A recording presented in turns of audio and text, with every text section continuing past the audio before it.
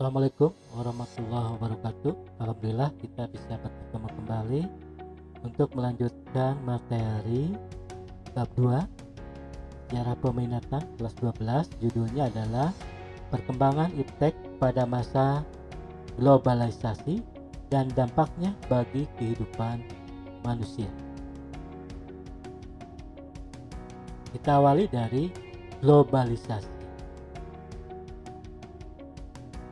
Pengertian globalisasi menurut Kamus Bahasa Indonesia, globalisasi adalah proses masuknya ke ruang lingkup dunia. Jadi globalisasi adalah sebuah ketergantungan antar masyarakat dunia dalam hal budaya, ekonomi, dan interaksi yang dihalangi oleh batas negara.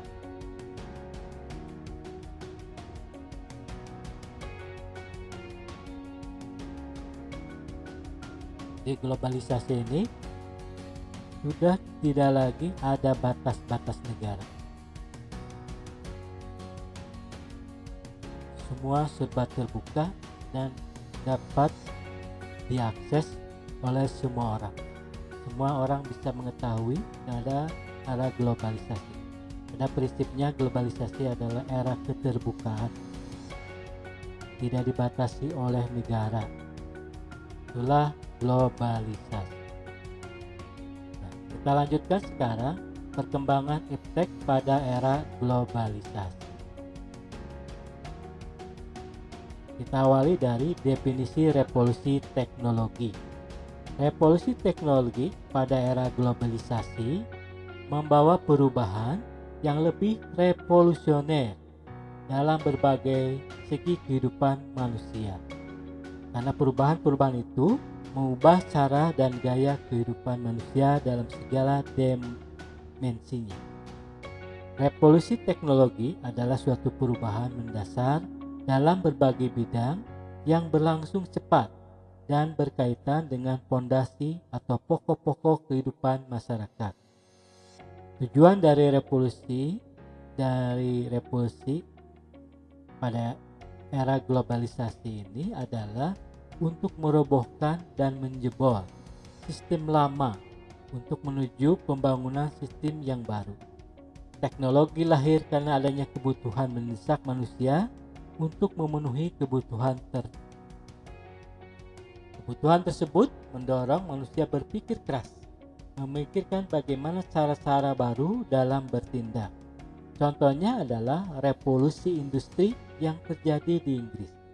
Hal ini dipicu oleh adanya permintaan yang tinggi di pasar akan kain katun, sementara Inggris tidak dapat memenuhinya. Maka diupayakanlah berbagai cara bagaimana menghasilkan dan memenuhi kebutuhan tadi. Para ahli kemudian berhasil menemukan mesin uap, yaitu ditemukan oleh James Watt. Penemuan James Watt tentang mesin uap ini menandai adanya revolusi industri di Inggris. Mengapa? Sebab hal ini mendorong adanya upaya untuk mempermudah dan mempercepat kerja, yang hasilnya berlipat ganda dan sangat menghemat biaya. Di sebelum adanya revolusi industri, untuk memenuhi kebutuhan hidup dilakukan dengan menggunakan tangan atau manual yang hasilnya terbatas. Sedangkan setelah adanya revolusi industri ditandai dengan ditemukannya mesin, maka mereka berhasil membuat pengolahan kain yang berlipat-lipat. Akibatnya adalah mereka dapat memenuhi kebutuhan, bahkan bisa menjual ke negara lain. Dan ini ditunjang juga Inggris merupakan salah satu negara penghasil batu bara terbesar.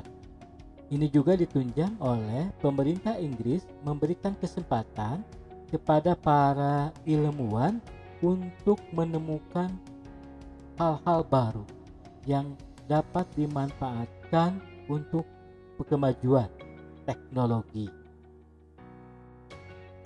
dan ini berhasil dilakukan di Inggris.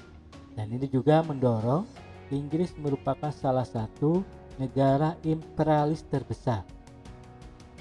Kenapa? Karena berhasil menemukan teknologi dan penemuan-penemuan baru untuk menjajah dan menguasai negara lain. Tujuannya diantaranya adalah memasok dan memasarkan hasil-hasil industri yang dihasilkan oleh industri-industri Inggris untuk diperjualbelikan di seluruh dunia.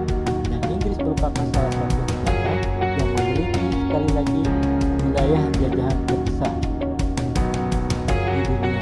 Mulai dari kalau di Afrika, mulai dari Afrika Selatan sampai kita dapat menyimpulkan bahwa dengan adanya revolusi teknologi mengubah tatanan sosial secara drastis dan struktur-struktur yang penting secara cepat sebagai akibat dari